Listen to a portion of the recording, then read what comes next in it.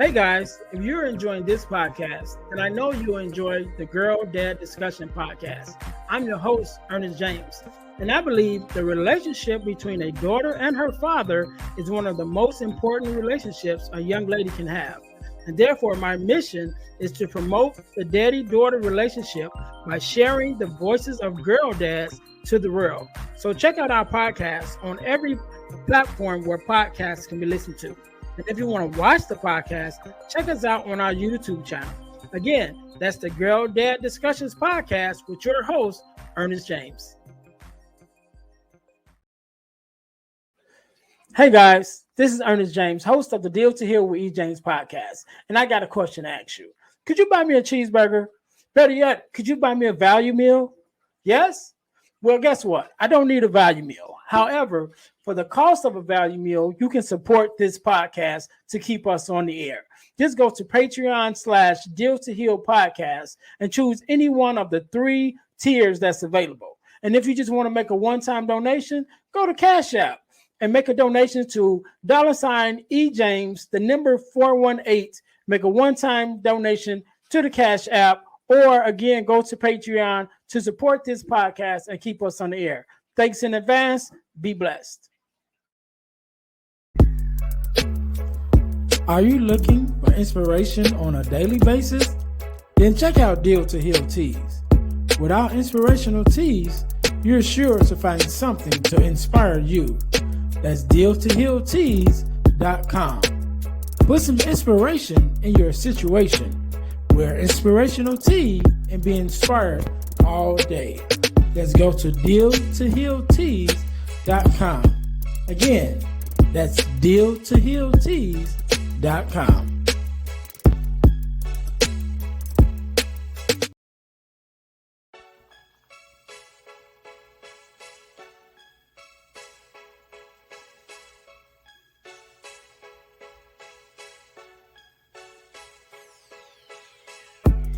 Welcome to Deal to Heal with E. James podcast. On this podcast, my guest and I will discuss topics and ways to help us to heal in every area of our lives. I believe that everyone can live a life that is happy, healthy, and whole. So I'm on a mission to help people to deal, heal, and fulfill. Deal with your problem, heal from the pain, and fulfill your purpose. Thanks for tuning in. Let's get to it. Welcome to the Deal to Heal with E. James podcast. I'm your host, Ernest James, and I believe that everyone can and should live a life that is healed, whole, and healthy. And therefore, I'm on a mission to help people to deal, to heal, and to fulfill, to deal with your problems, to heal from the pain, and to fulfill your purpose. Thank you guys once again for tuning in to the Deal to Heal with E. James podcast. If you haven't already, make sure that you listen, like, subscribe, and share to our podcast on all of our social media platforms and all of your podcast listening platforms.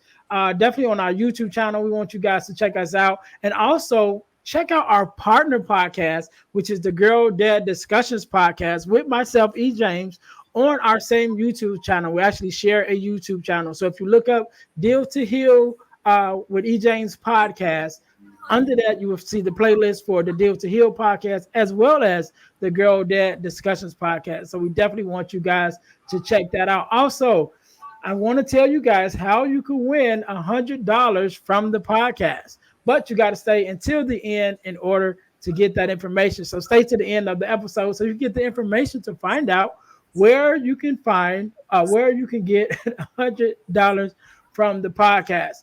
Also, our product of the week. Our product of the week this week, actually, as you guys know, we are a self-sustained podcast, and the way that we stay on the air and do the things we need to do is by bringing you guys amazing products that you can purchase in order to help us out. So our product of the week this week is our ebook that we have called The 4 Core. If you can see it here, The 4 Core, which is the 4 core values that every daughter should get from her father. Again, that can be found at ebooks by ejames.com. That's the 4 core ebook, the 4 core values that every daughter should get from her father. Also, make sure you're also checking us out on our other websites, which is our dealhealfulfill.org, which is our main website. That's dealhealfulfill.org. Also, our deal to heal tees, which is our inspirational t-shirt line. That's deal the number two healtees.com, as well as ebooks by ejames.com. Make sure you guys are following us there and on all of our places. All right, so let's just jump right into it today. Just like any other day, we are blessed with the guest, Miss Walker. How are you doing? Hey, I am doing amazing right after holiday season, but also preparing for a big birthday for this little one here. So, overall, I'm doing blessed. Thank you so much for offering me this opportunity to be on your podcast. I feel delighted to be here, and I can't wait to jump into this conversation. No problem, no problem. First of all, let me say thank you for being here because you could have been doing anything else with anyone else, but you're here with us. And I should say, Miss Walker and company, because we definitely have company here. Uh, for those of you, for those of you who are watching the podcast, you see, but for those that are listening, we are also joined by the new addition to the Walker family, and hopefully, he'll remain quiet and while we have this conversation, but I'm sure he'll make himself known as we go. Uh, so, real quick, do me a favor, introduce yourself to my listeners. Tell us who you are and a little bit about what you do. Okay, my name is Jamaya Walker. I'm a licensed master social worker in the state of Texas, but I currently live in California. I am a two-time author. I am a poet slash spoken word artist, and I am the CEO and founder of Daddyless Daughter Incorporated, which is an organization that helps young women and women in general overcome the mental, emotional, and spiritual impact that absent fathers have on them through seminars, creative writing, poetry, and any form of media that they like, in addition to therapy. All right, definitely a mouthful. But as we were sharing before we started recording, I was sharing with you that it's kind of been a long time coming for me for us to have this conversation. For those who's been following the podcast for a while, you guys know the story of how I started even into the podcast space with the Friends of Fatherless Daughters page on Instagram, and then I was offered or asked to be on several podcasts to talk about the fatherless daughter space. And that's kind of where I started. Well, when I started, there were a few other accounts that I watched that was dealing with fatherless daughters at that time, and yours was one of the first ones that I seen. And so I definitely was have been kind of following you over the years. But I remember my first encounter with you was a poem, and I believe it was written to Jason, who is also your stepdad, right? Yes. I'll use those terms. And that's where I came across you at. But I'm sure there was a whole story before that. So kind of tell us a little bit about your story of even how it got to that point, to even because I think even when I came across the poem, if I were even was a couple years later when I came across it on Instagram and of course seen it on YouTube. But let's go back a little bit and just tell us a little bit about that experience that even led up to the poem and how the poem is like still going viral today Yes. years later. Okay, so I consider myself a daddyless daughter twice over, meaning that my biological father was not an active father in my life. He missed my birth. He's not on my birth certificate at all. In the midst of my mom being pregnant, she was kind of at the crossroads because she was 19 and she did find out after the fact that my biological father was married. And I would be her second child, and I would be his first child. And during the time, she didn't think that she would be able to go through with the pregnancy. She came across a man named Jason Walker, and he fell in love with her at love at first sight. And not only did he fall in love with her, he fell in love with me. She said, I'm pregnant. And he was like, what does that mean? I don't really care. That is my baby. I know that I did not conceive that child, but he didn't miss a doctor's appointment. He didn't miss my birth. And he was in my life every day of my life until he was murdered March 26, 2010, as he was coming to get me from school. Both of my fathers, my biological father and the man who I identify as my father, were in the drug game in California, and my father was murdered. Um, I didn't know how to cope. I was very angry. A lot of people thought that I would be out of control, that I would be fast because her dad's not here and she doesn't have that form of protection. And I have always been one of those people that says, "Who are you talking to?" Everything negative you say about me, I'm going to flip it to make it a positive. So I did not really like going to therapy because I did not like the traditional therapy techniques that they give people when they're going through grief counseling. Because to me, I'm black, I'm a daddyless daughter. People already expect me to be fatherless.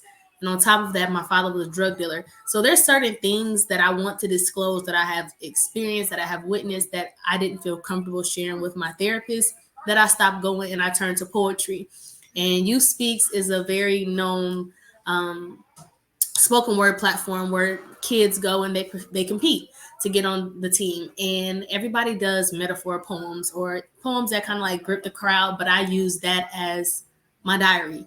And I feel like I was one of those people that got up there and put all of my business on stage in San Francisco in an opera stadium, and it was about 15,000 people in there, and I left everything that I had bottled up on the mic. And I ended up making the Bay Area team and traveling to Atlanta to perform.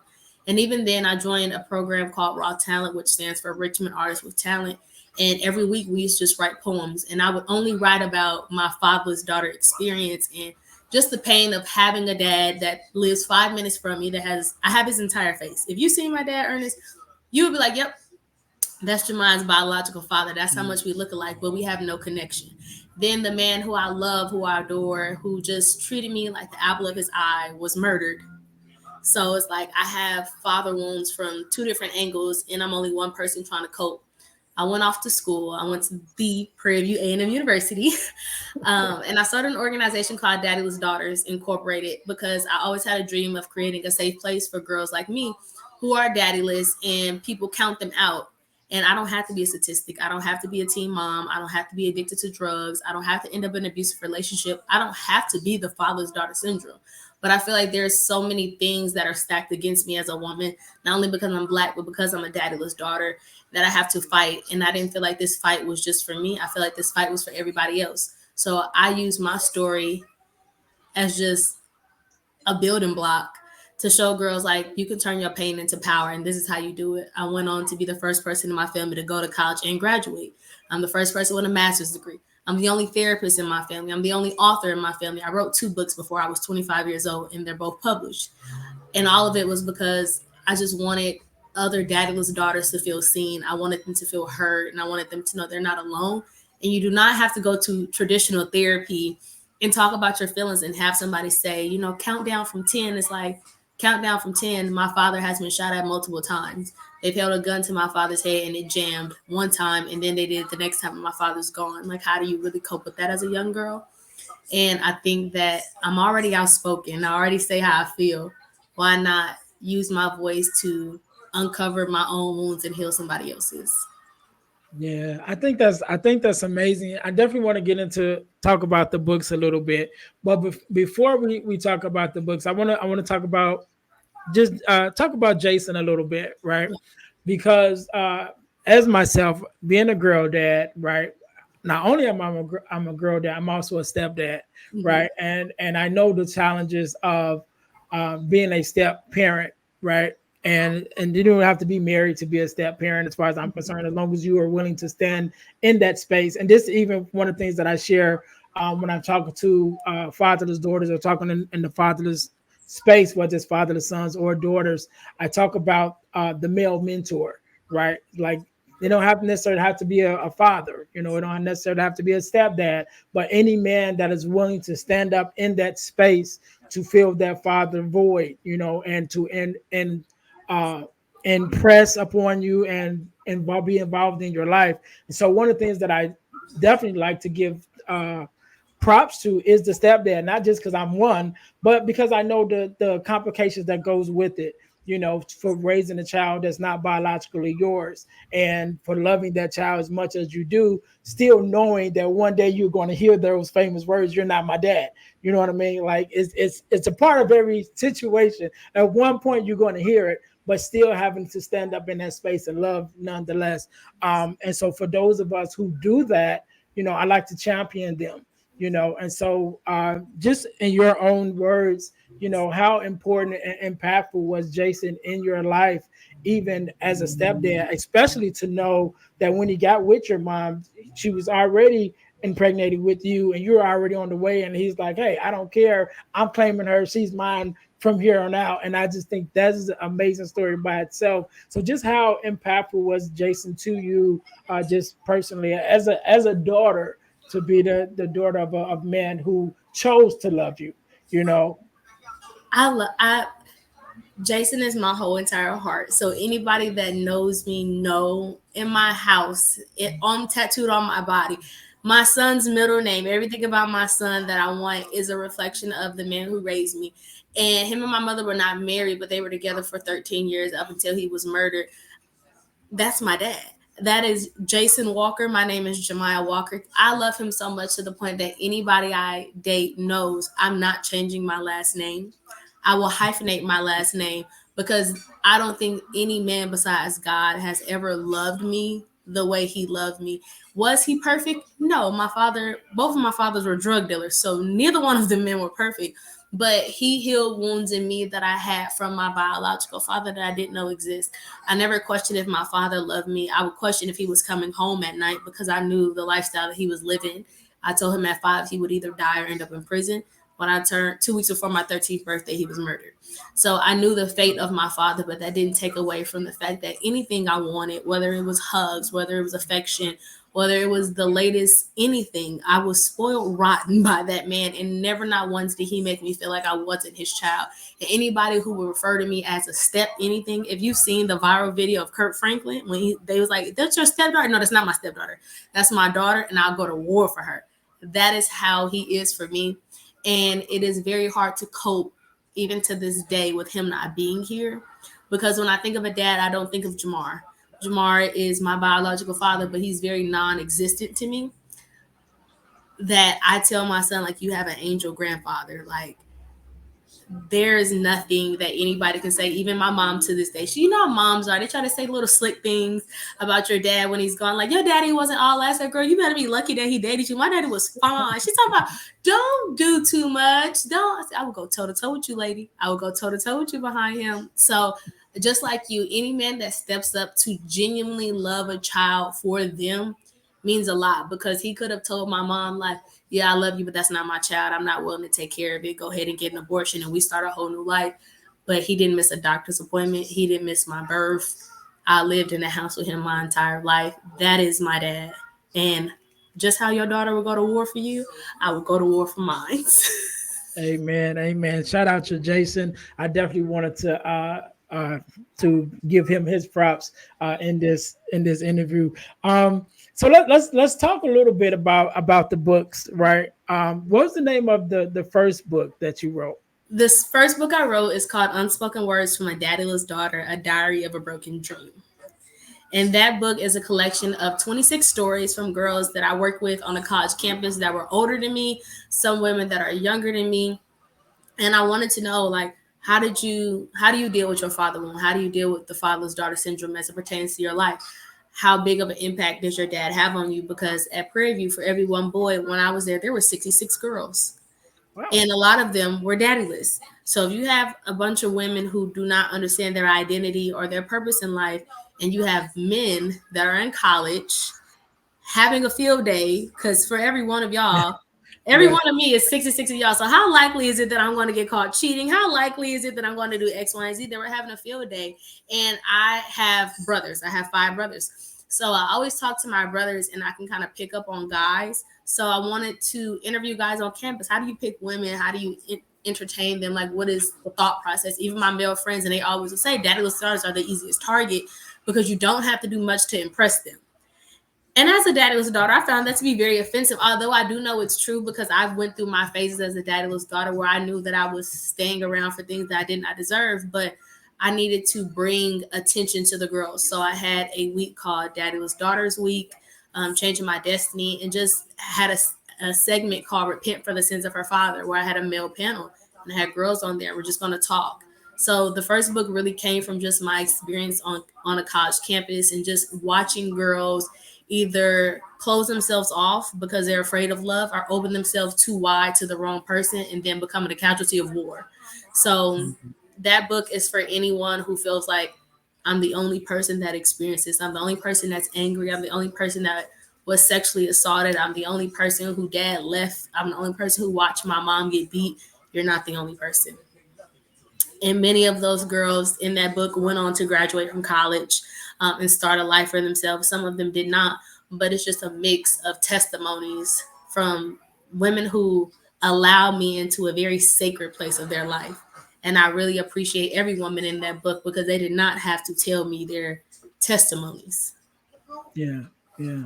And those, I think, for me, so as I started the whole journey with the Friends of Fatherless Daughters, I definitely did my share of reading, and connecting with different fatherless daughters who stood up, in that space to speak out. And some of those combination books, like you said, with their, everyone sharing their own story, was definitely eye opening for me. Um, just to see the effects of the father, whether it's being there or being absent, because it both plays a role, in Mm-hmm. whichever side that he stands on, it still has an effect on the daughters. And that definitely was eye-opening to me, to hear the different stories and the different aspects, even the different types of dads. When you talk Yes. about fatherless dads, I think I was talking to a young lady a while back, um, and the way she explained it, I probably can't even remember all of them, but it was a couple of them. It was like the angel dad, the absent dad. Was Mhm. that yours too? That It's was yours? me. I know And so, it's a couple. I've heard it before, so I don't know what. So I'll let yeah. you explain it. I'll let you explain it. So on the Daddy's Daughter website, because everybody has this idea of what a daddy's daughter is. Like, she doesn't know her dad. Her dad walked out. It's like you can be in a two-parent household and still be daddyless. So I did a lot of research and I broke down the 4 ways that a woman can be daddyless, or a girl. Anybody really. You have an angel father. Your means your father has moved on to eternal life, whatever faith you believe in. He's now with the higher power. You have the shadow dad. That is the girl who or boy who has a two-parent household. Their parents are married or together, but you and your dad are like roommates. Y'all have no emotional connection, no spiritual connection. He's there for picture options, but he's not a shoulder to lean on. Y'all don't have the father-daughter relationship where you can say, hey, dad, how should a man treat me? How do I interact with this? How do I respond to this? He's literally just a shadow, somebody that stands behind you for picture purposes. Then you have the revolving door dad. That is the dad that comes in and out of someone's life. It could be because of incarceration, because of unhealthy co-parenting, because of drug addiction. Is that their relationship is not consistent, so they become a revolving door in a woman's life, which opens her up to experiencing men in revolving doors. Like, men can come and go as they please. They just, it's hard for her to set boundaries. It's an emotional roller coaster. Then you have a misplaced father. That means she either does not know her father or her father's not where he's supposed to be. He could have left and started a new family. He could be deported. He could be in another country. He could be anywhere in the world except for in her life. And we call those misplaced because you're not where you belong. So when people say, oh, your dad, sorry, I mean, you don't know your dad. I'm like, no, she could have her dad's last name. Her parents could still be married, and she still could have a father wound that needs to be addressed. Yeah, yeah, yeah. You said a lot better than I said it. But that is one of the things that I have spoken on, because again, when I started this journey, I was speaking a lot on the fatherless daughters, from my point of view, and a lot of it came from some of it came from my own personal experience, because again, how the epiphany that I had that got me started on this journey was when I realized that every woman I've ever dated was a fatherless daughter, and which is kind of crazy because I didn't come from a fatherless home. Like, my dad was there. I have 5 sisters, which actually helped me even in the writing of the core 4, was because it was like, okay, let me look at my example of my father fathering these 4 different personalities and these 4 different people, that I call sisters, right? And then my own journey with my daughter, who's at the time of this recording going to be 21 in a Oh, couple weeks, a couple months rather. congratulations. Happy birthday.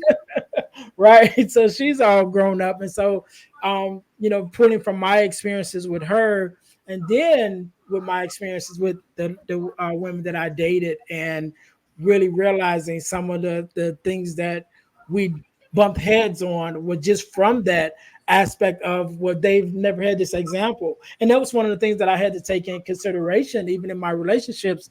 It's like, okay, I can't expect her to react to me as being a protector, provider, all those roles that we try to play as men and as fathers, because she's never seen that. Mm-hmm. Like, and their and one of the questions I always ask when I'm talking to the fatherless daughter is, what generation of fatherless are you?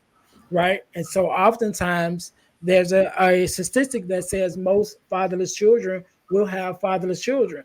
And so when I ask that question, it's like, okay, what generation are you? And it's like, not only were they fatherless, but Their their mothers were mothers. fathers, and then their grandmothers, and if we even go back, sometimes it goes back even further than that. And so it's like, okay, I can't hold it against her that she doesn't see me in this light, because it's been generations of women who have not seen a man stand up in the place that he's supposed to be inside the home, as a husband, as a mate, as a father. And so, that journey, we even with myself, was eye opening, and had to come to terms with that, because there are so many things that I think, and I hate to call them daddy issues. That's the word that's people use, but I hate. Fatherless daughter syndrome.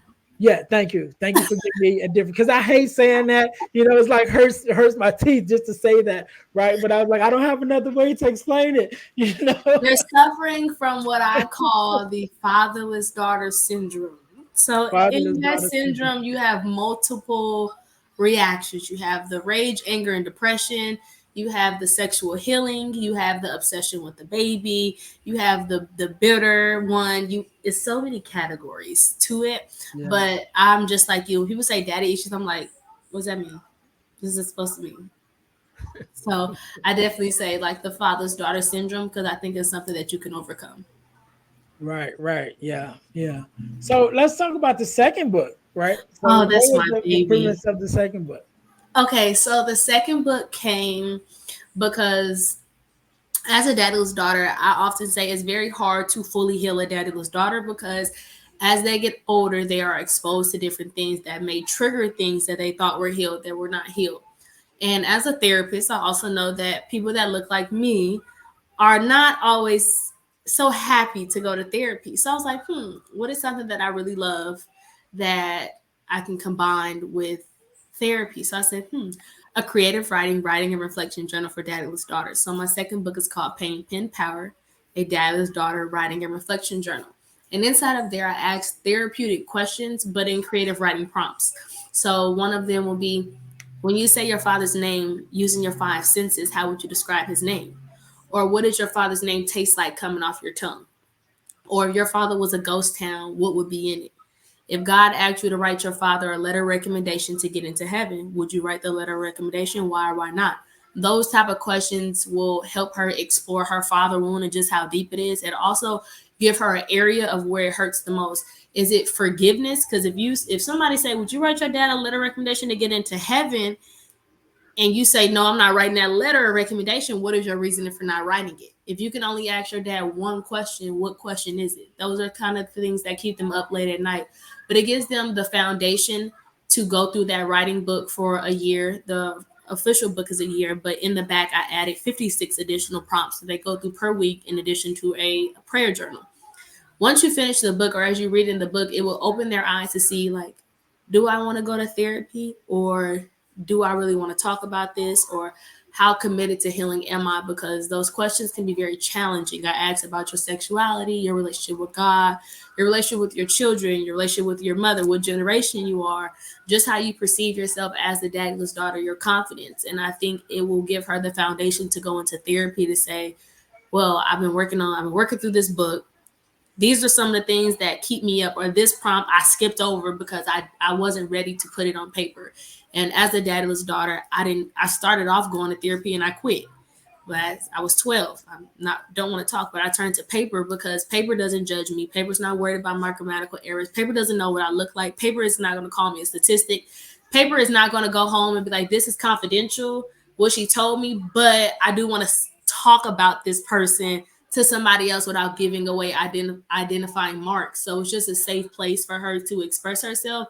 And it's easier than just having an open diary because you have something that is guiding your thinking that will, explore. Because at the end of each prompt, it says, how did this prompt make you feel? What was the hardest part about doing this prompt? Because you're supposed to stick with that one prompt for an entire week. So every day, you just add a little bit more to it. And then by the time you finish the book, they could write their own book. They literally could publish all of their creative writing and take it with them. And you don't know how creative you can be when you're talking about something so traumatic that I didn't want their father to wound just to be a wound. We're gonna sprinkle some glitter. We're gonna line you back up with gold. We're gonna stop worried about the broken pieces and start to put them back together. That's amazing. That's amazing. I love it. I love it. So here you are now, two-time author, the CEO of this organization. Where do you want to be? First of all, where do you want the Daedalus Daughter Inc. to be? What is the future that you see for that? And then what is the future for you yourself? Okay, so when I talk about Daddy's Daughter, I don't know if you can tell my face like lights up. Like this is my calling in life.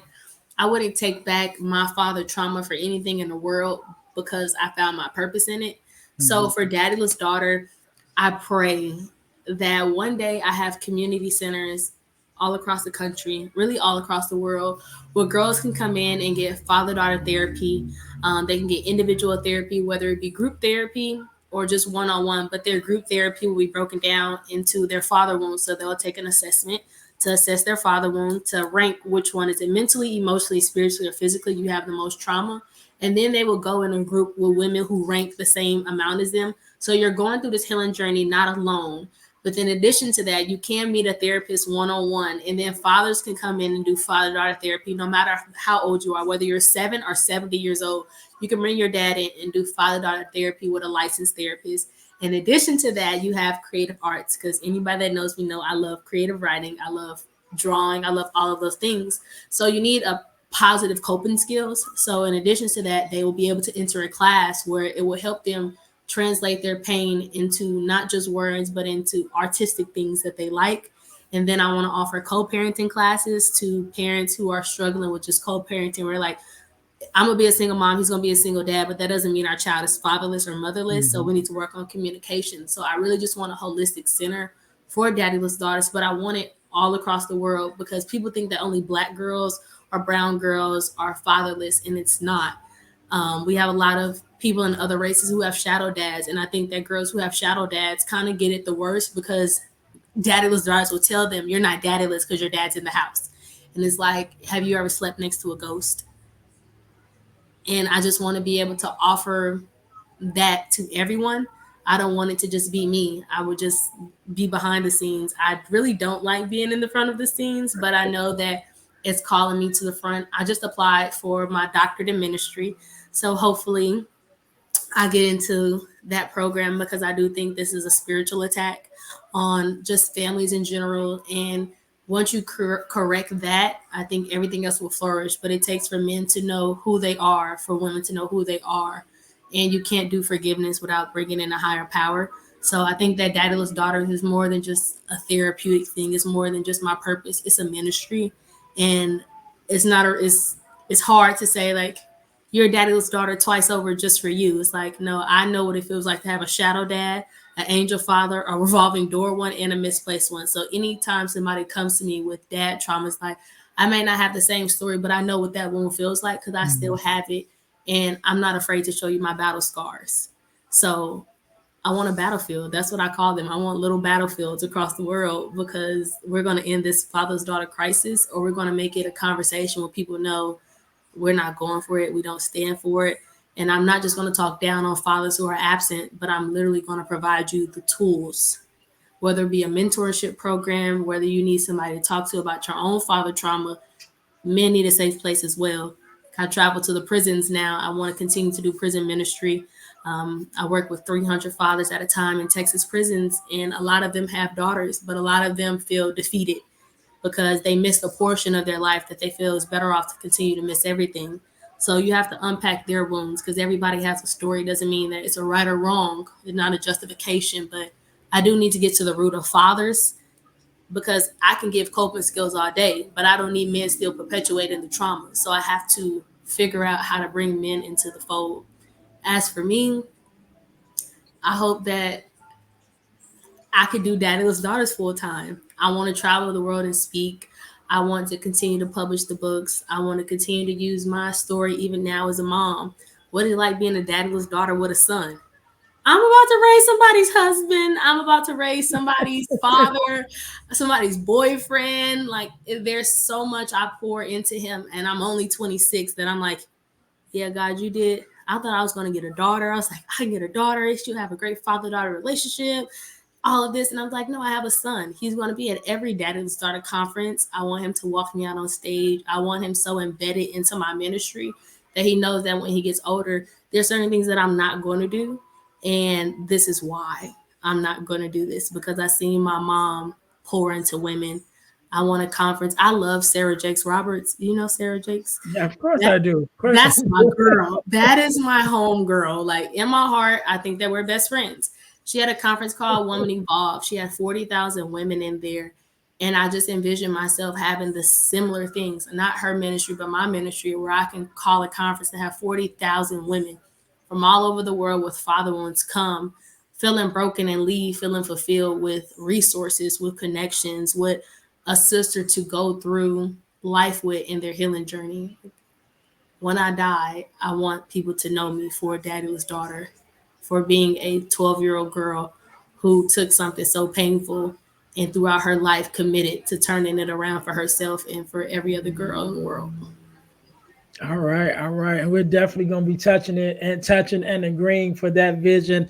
I definitely, again, I've been following you this long, and I would love to just to be able to watch that vision evolve and come to be, and in whatever way that I can add to it. Right, We're I know taking you with me. You coming with me?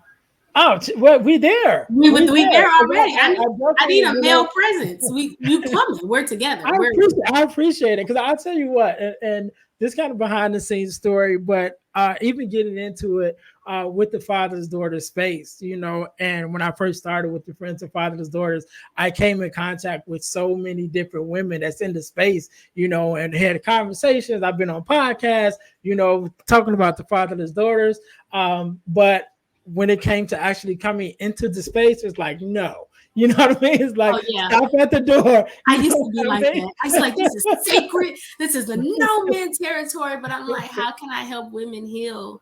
How can I get to the root of a father without going through a father? Like, Yeah. I can't keep y'all on the outskirts. I just And have and to that's what use I discernment to know who to let in, because some men yeah, will take it and abuse it, and it will become a praying ground. So I right. think when it Yes. comes to women, and I challenge any woman who you had these conversations, is to pray before you allow anybody, whether it be a man or a woman, to come into your Mhm. ministry, because that's a sacred place and that's God's territory. But we've been in contact for 3 years. You're coming with me. I'm definitely ready. And like I said, I'm definitely going to have you on the Girl Dad Discussions podcast, which is kind of will be on the flip side. We'll talk more about, Jason and I don't remember what your biological father Jamar. name was. Jamar, right? I knew it was a J, right? We're all J's. Jason, Jamaya, Jamar. But we're definitely going to have you on the Girl Dad Discussions podcast. And like I said, I definitely can't wait to watch and to be involved and to see how this um, mission and how your vision comes to part.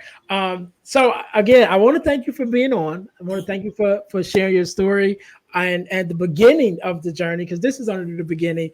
But I want you to have the last word. I want you to leave us with a word of advice, inspiration, however you feel.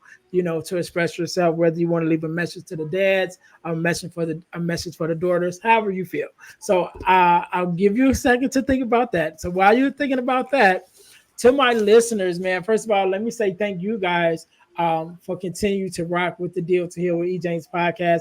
Make sure you guys are following us on all of our podcasts. I mean, on all our websites.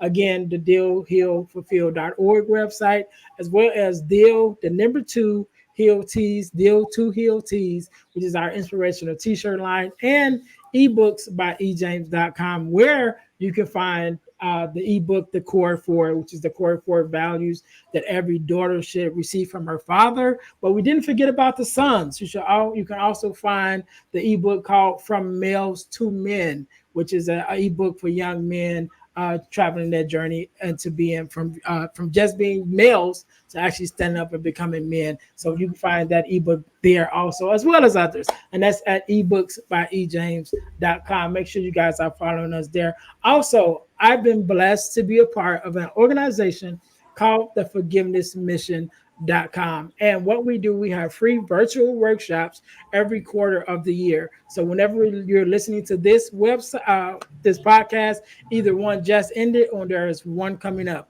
So we have free virtual workshops where we talk about forgiveness. We talk about what it is, what it's not, forgiveness of self, forgiveness of others, even forgiveness of the world. Definitely I feel a very vital conversation that needs to be had in this day and time. And it costs you nothing but an hour or so of your time to get all the value that we provide. So again, you can go to forgivenessmission.com, or you could just go to Eventbrite and look up Forgiveness Workshop under the Forgiveness Mission in order to find that there. Also, I told you guys that I would tell you how you could win $100 from the podcast.